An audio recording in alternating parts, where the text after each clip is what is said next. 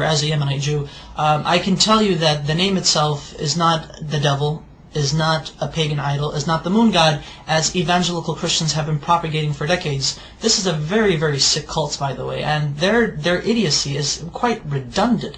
I mean, I can't even imagine if people would actually teach themselves these things and flatter themselves with these things, and at the same time claim to support Israel, when in actuality in Israel we say Allah, we say Yallah, we say these terms, these phrases are understandable to our understanding, that they are not in any way, shape, or form to what they say, to what evangelical Christians say is basically the devil. No, we understand what the name Allah means, what it signifies. Take the dictionary of the Hebrew language. I take the dictionary and I actually took the name of God, which is, through etymology, is the three letters Aleph, Lamed, Veh. Basically, I wrote it down. I know I don't have the whole thingamajigs on, you know, you get the idea. So basically, Aleph, Lamed, Veh. This in Hebrew means, well, without the, well, see, that's the thing. Without the vowels, because the dots, the nikud, the dots are the vowels right here. These are vowels beneath the letters, indicate how the word itself is to be pronounced. So I'm going to block these right now for a second, but I'm going to show you. This right here, in my understanding, because I'm going to say what it is, this says God. Elah is God in Hebrew.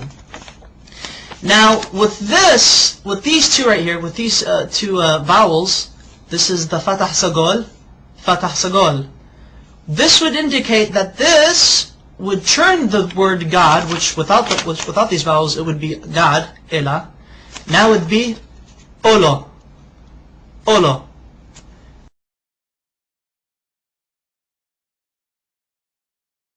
Olo means a curse, an oath, or a covenant.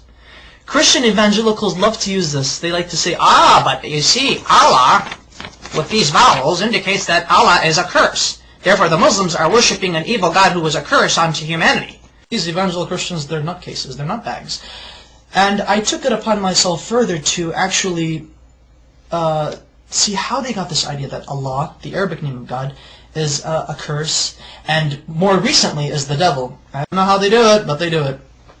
Allah is not the devil. God forbid. May God even forgive me for saying such horrible things. But here's the Hebrew version of the Arabic name Allah once it is written in Hebrew. The Arabic name Allah has 4 consonants because Hebrew is like Arabic. It's almost similar. Same alphabet, same thing, just different script. This is the Arabic name of God. This is how the script is. This is how when it's connected, because Arabic is a cursive language. This is the connected form, but however it is 4 letters. 1, 2, 3, and 4. I'm going to have to baby you guys into this. Now this is the name of God, Allah in Arabic, but broken up. So that way each letter is given its position. This is Aleph, this is Lam, this is Lam, this is Ha. So Allah. Okay. Now this right here, Allah in the Arabic script, this is how it would become rendered in the Hebrew rendition. That way, Allah in Hebrew would be Aleph, Lamed, Lamed, He. Okay. Now, how do we get this, which this right here, this basically means cursed. And the only reason why this means this cursed, because of these 2 vowels. There are 7 letters in the Hebrew language that look like this, that have these 3 consonants. There are 7 Hebrew words in the Hebrew language that have these 3 consonants, and they're both the same. How do Hebrew-speaking Jewish people or non-Jewish people know? How do they differentiate? How do they know when a curse means a curse and God means God? Because this right here, without the vowels, this literally means God. This right now I'm just God. This says Elah, Elah. Now with the vowels, it means Ola, which means a curse. Look at this right here. I'm actually going to write down the proper Hebrew name of God with the correct pronunciation. This is how we know. This is how we could tell when God is God and when the letter represents, or when the word is God, or when the word means curse. Okay. There we go. Notice the symbol, notice the vowels. This becomes A, and this dot right here, the holom, it becomes Alo. Alo. Olo and Alo. Olo, Alo. Can you see the difference? This right here, though they have the exact same letters, Exact same letters. Everything is rendered the same thing. However, the use of vowels in the Hebrew language allows us to make distinctions between the understandings of what the words mean, what they imply. This may mean curse, but this at the same time may mean God. Okay, that's fine. In Arabic, God can also be written without using two L's. So it could actually be Alif, Lam, the He. So, Ilah, which is the exact same thing as Allah.